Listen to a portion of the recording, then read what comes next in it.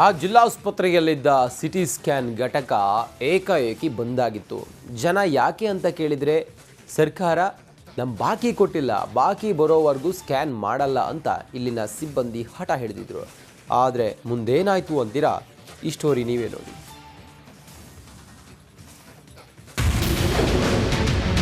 ಬಂದಾಗಿದ್ದ CT scanning ಪುನರಾರಂಭ. Republic ಕನ್ನಡದ big impact. ಇದು ಧಾರವಾಡ ಜಿಲ್ಲಾಸ್ಪತ್ರೆಯಲ್ಲಿರೋ ಸಿಟಿ ಸ್ಕ್ಯಾನ್ ಘಟಕ. ಸರ್ಕಾರದಿಂದ ಉಚಿತವಾಗಿ ಇಲ್ಲಿ ಸಿಟಿ ಸ್ಕ್ಯಾನ್ ನಡೆಯುತ್ತೆ. ಇದನ್ನ ಕೃಷ್ಣ ಡಯಾಗ್ನೋಸ್ಟಿಕ್ ಎಂಬ ಸಂಸ್ಥೆ ಗುತ್ತಿಗೆ ಪಡೆದಿದೆ. ಇಲ್ಲಿ ಸ್ಕ್ಯಾನಿಂಗ್ಗೆ ಬರೋರು ಹಣ ನೀಡದೇ ಇದ್ರೂ ಅವರ ಹಣವನ್ನ ಆಯಾ ತಿಂಗಳು ಸರ್ಕಾರವೇ ಈ ಸಂಸ್ಥೆಗೆ ಪಾವತಿ ಮಾಡಬೇಕಿರುತ್ತೆ. ಆದರೆ ಕಳೆದ 6 ತಿಂಗಳಿನಿಂದ ಸರ್ಕಾರ ಹಣ ಬಾಕಿ ಇಟ್ಕೊಂಡೇ ಬಂದಿತ್ತು. ಸರ್ಕಾರದ ಬಳಿ ಪ್ರತಿ ತಿಂಗಳು ಹಣ ಕೇಳಿ ರೋಸಿ ಹೋಗಿದ್ದ ಸಂಸ್ಥೆಯವರು ಸ್ಕ್ಯಾನಿಂಗ್ ನಿಲ್ಲಿಸುವಂತೆ ತಮ್ಮ ಸಿಬ್ಬಂದಿಗೆ ಸೂಚನೆ ಕೊಟ್ಟಿದ್ರು. ಹೀಗಾಗಿ ಸ್ಕ್ಯಾನಿಂಗ್ಗೆ ಬಂದ ಜನ ವಾಪಸ್ ಹೋಗೋ ಸ್ಥಿತಿ ಇತ್ತು.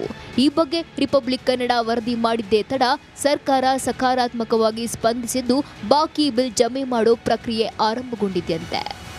24 ಮಂಗಳವಾರದಿಂದನೂ ಸೇವೆನ ಸ್ಥಗಿತಗೊಳಿಸಿದ್ವಿ. ಕಾರಣ ಏನಕ್ಕಂದ್ರೆ ನಮ್ಗೆ ಸರ್ಕಾರದಿಂದ ಫಂಡ್ ಬಂದಿರಲಿಲ್ಲ, ಅದನ್ನ ತಡೆ ಹಿಡಿದಿದ್ರು. ಇದು ಆ ಚಾನಲ್ ಅವ್ರಿಗೆ ಗೊತ್ತಾಗಿ ಅವ್ರಿಗೆ ಹೇಳಿ ಅವ್ರು ಸರ್ಕಾರ ತಕ್ಕ ತಲುಪಿಸಿದ್ದಾರೆ. ಇದರಿಂದ ಸ್ವಲ್ಪ ಉಪಕಾರ ಆಯ್ತು. ರೋಗಿಗಳಿಗೆಲ್ಲ ಸೇವೆ ಇವತ್ತಿಂದ ಶುರು ಮಾಡ್ತಾ ಇದೀವಿ ನಾವು. ರಾಜ್ಯಾದ್ಯಂತ ಒಟ್ಟು 14 ಸರ್ಕಾರಿ ಆಸ್ಪತ್ರೆಗಳಲ್ಲಿ ಇದೇ ಸಂಸ್ಥೆಗೆ ಸೇರಿದ ಸಿಟಿ ಸ್ಕ್ಯಾನಿಂಗ್ ಘಟಕಗಳಿವೆ. ಯಾವ ಘಟಕದ್ದು ಬಿಲ್ ಕ್ಲಿಯರ್ ಆಗಿರಲಿಲ್ಲ. ಆದರೆ ರಿಪಬ್ಲಿಕ್ ಕನ್ನಡ ವರದಿ ಬಿತ್ತರಿಸುತ್ತಿದ್ದಂತೆ ಅಧಿಕಾರಿಗಳು ಸಂಸ್ಥೆಯವರನ್ನ ಸಂಪರ್ಕಿಸಿ ನಿಮ್ಮ ಬಾಕಿ ಬಿಲ್ ಮಂಜೂರಿ ಪ್ರಕ್ರಿಯೆ ಆರಂಭಗೊಂಡಿದೆ ಅಂತ ಹೇಳಿದ್ದಾರಂತೆ. ಈಗಾಗಲೇ ನಿಮ್ಗೆಲ್ರಿಗೂ ತಿಳಿದಿರುವಂತೆ ಒಂದು 4 ದಿನ ಆಗಿತ್ತು ನಮ್ಮ ಸಿಟಿ ಸ್ಕ್ಯಾನ್ ಧಾರವಾಡ ಈ ನಮ್ಮ ಒಂದು ಉಚಿತ ಸೇವೆಯನ್ನ ನಾವು ನಿಲ್ಸಿಟ್ಟಿದ್ವಿ. ಆದ್ರೆ ಇವತ್ತು ನಮ್ಗೆ ಇಲ್ಲದ ಪ್ರಕಾರ ನಾವು ಮತ್ತೆ ಮುಂದುವರಿಸ್ತಾ ಇದೀವಿ. ಹಾಗಾಗಿ ಉಚಿತ ಸೇವೆಗಳನ್ನ ಇನ್ನಷ್ಟು ಜನರು ಉಚಿತವಾಗಿ ಪಡ್ಕೊಂಡು ಅವರಿಗೆಲ್ಲ ಹೆಲ್ಪ್ ಆಗ್ಲಿ ಅಂತ ಹೇಳಿ ಉದ್ದೇಶದಿಂದ ನಾವು ಮಾಡ್ತಿದೀವಿ. ಸೂಪರ್ ಫಾಸ್ಟ್ ಇಂಪ್ಯಾಕ್ಟ್ ಮೂಲಕ ಸರ್ಕಾರದ ಕಣ್ಣು ತೆರೆಸುವ ಜೊತೆಗೆ ಜನಸಾಮಾನ್ಯರ ಸಮಸ್ಯೆಗಳಿಗೆ ಸದಾ ಗಟ್ಟಿ ಧ್ವನಿಯಾಗಿ ನಿಲ್ಲುವಲ್ಲಿ ರಿಪಬ್ಲಿಕ್ ಕನ್ನಡ ಮುಂದಿದೆ ಅನ್ನೋದು ಮತ್ತೊಮ್ಮೆ ಸಾಬೀತಾಗಿದೆ. D V Kumar, Republic Kannada, Dharwad.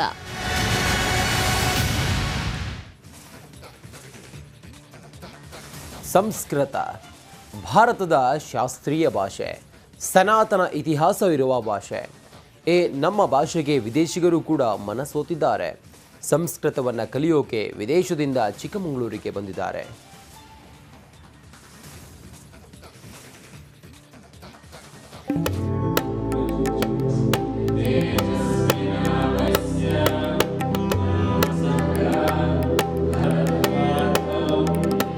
ಅಬ್ಬಬ್ಬಾ, ಅದೇನ್ ಭಕ್ತಿ, ಅದೆಂಥ ಶಿಸ್ತು. ಇವರ ಶ್ರದ್ಧೆ ನೋಡಿದ್ರೆ ಎಂಥವರಿಗೂ ಆಶ್ಚರ್ಯ ಆಗತ್ತೆ. ಕಲಿಕೆ ಮೇಲಿನ ಇವರ ಆಸಕ್ತಿ ನೋಡಿದ್ರೆ ಖುಷಿ ಆಗತ್ತೆ. ಅಂದಹಾಗೆ ಇದು ವಿದೇಶಿಗರಿಗೆ ನಮ್ಮ ಸಂಸ್ಕೃತ ಭಾಷೆ ಮೇಲಿನ ಗೌರವ.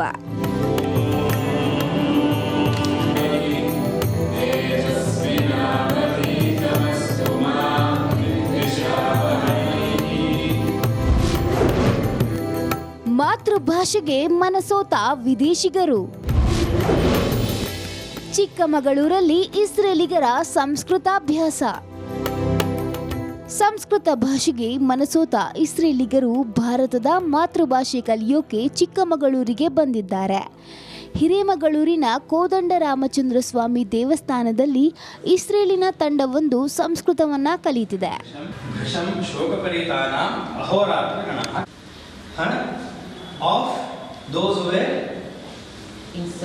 in sorrow, in big sorrow, wake fast. Now who are they? Vrishab Shoka Paritana, Tana, Vipralashtana, completely lost. Hence they were in Shoka. ಕಳೆದ 8 ವರ್ಷದಿಂದ ಒಂದೊಂದೇ ತಂಡವಾಗಿ ವಿದೇಶಿಗರು ಸಂಸ್ಕೃತ ಅಭ್ಯಾಸಕ್ಕಾಗಿಯೇ ಹಿರೇಮಗಳೂರಿಗೆ ಬರ್ತಾರೆ. ಸಂಸ್ಕೃತವನ್ನ ಕಲಿತು ಭಾರತೀಯ ಸಂಸ್ಕೃತಿಯನ್ನ ತಿಳಿದುಕೊಂಡು ಹೋಗ್ತಾರೆ. ರಾಮನ ಮುಂದೆ ಸಂಸ್ಕೃತ ಕಲಿಯೋದೇ ಖುಷಿ ಅಂತಾರೆ ಇಸ್ರೇಲಿಗರು. It's amazing. First of all, because of Vaishnava's teaching and treatment. and family. It's been an amazing experience. We get to really deeping into the shlokas and the Ramayana, and it's really interesting for us because we're not so familiar with the stories. I think it's a very unique experience. ಸದ್ಯ 6 ಮಂದಿ Israel ಮೂಲದವರು ಕಳೆದ 20 ದಿನಗಳಿಂದ ಇಲ್ಲಿ ಸಂಸ್ಕೃತ ಕಲಿಯುತ್ತಿದ್ದಾರೆ. ರಾಮನ ಸನ್ನಿಧಿಯಲ್ಲಿ ರಾಮಾಯಣದ್ದೇ ಶ್ಲೋಕ ಪಠಿಸುತ್ತಿದ್ದಾರೆ. ಹಿರೇಮಗಳೂರು ಕಣ್ಣನ್ ಹಾಗೂ ಅವರ ಸಹೋದರ ಪುತ್ರ ವೈಷ್ಣವ ಇಸ್ರೇಲಿಗರಿಗೆ ಸಂಸ್ಕೃತವನ್ನ ಕಲಿಸುತ್ತಿದ್ದಾರೆ. ಹಿರೇಮಗಳೂರು ಕೋದಂಡರಾಮಚಂದ್ರ ಸ್ವಾಮಿ ದೇವಸ್ಥಾನಕ್ಕೆ ಪ್ರವಾಸ, ಮುಖ್ಯವಾಗಿ ಅಧ್ಯಯನ, ಇದೆರಡನ್ನು ಮಾಡಲಿಕ್ಕಾಗಿ ನಮ್ಮ ದೇಶಕ್ಕೆ ಬಂದಿದ್ದಾರೆ. ಸಂಸ್ಕೃತವನ್ನು ಓದುವವರ ಆಸಕ್ತಿಯನ್ನು ಕಂಡಾಗ ನಿಜವಾಗ್ಲೂ ನಮ್ಮೆಲ್ಲರಿಗೂ ಆಶ್ಚರ್ಯ ಆಗುತ್ತೆ. ನಾವು ನಮ್ಮ ದೇಶದ ಸಂಸ್ಕೃತಿ, ನಮ್ಮ ಸಂಸ್ಕೃತ ಭಾಷೆಯನ್ನು ನಾವು ಎಲ್ಲೋ ಮೂಲೆ ಗುಂಪು ಮಾಡ್ತಾ ಇರುವ ಸಂದರ್ಭದಲ್ಲಿ, ಈ ಕಾಲದಲ್ಲಿ, ಇವತ್ತಿನ ಆಧುನಿಕ ಪ್ರಪಂಚದಲ್ಲಿ ವಿದೇಶಿಯರು ಸಂಸ್ಕೃತದ ಆಸಕ್ತಿಯನ್ನು ಹೊಂದಿ, ಎಲ್ಲರಿಗೂ ಆ ಆಸಕ್ತಿಗೂ ಒಂದು ಕಾರಣ ಅವರು ಮಾಡುತ್ತಿರುವಂತಹ ಯೋಗಾಭ್ಯಾಸ. ಒಟ್ಟಾರೆ ಭಾರತೀಯ ಸನಾತನ ಸಂಸ್ಕೃತಿ, ಮಾತೃಭಾಷೆ ಸಂಸ್ಕೃತ, ಈ ನೆಲದ ಯೋಗಕ್ಕೆ ವಿದೇಶಿಗರು ಮನಸೋತಿರೋದಂತೂ ಸತ್ಯ. ಚೇತನ್ ಪದ್ಮಶಾಲಿ, ರಿಪಬ್ಲಿಕ್ ಕನ್ನಡ, ಚಿಕ್ಕಮಗಳೂರು.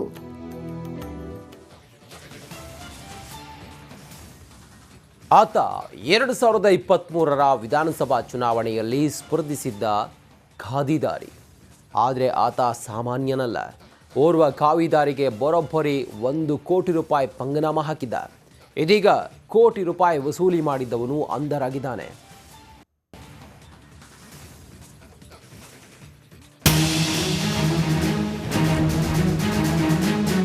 ಅಪ್ಪಬ್ಬ, ಸಿಎಂ ಸಿದ್ದರಾಮಯ್ಯ ಜೊತೆ ಅದೇನ್ ಪೋಸು, ಮಾಜಿ ಡಿಸಿಎಂ ಈಶ್ವರಪ್ಪ ಜೊತೆ ಏನ್ ಲುಕ್ಕು, ಸಂಗೊಳ್ಳಿ ರಾಯಣ್ಣ ಗೆಟಪ್ ನಲ್ಲಿ ಏನ್ ಮಿಂಚಿಂಗು.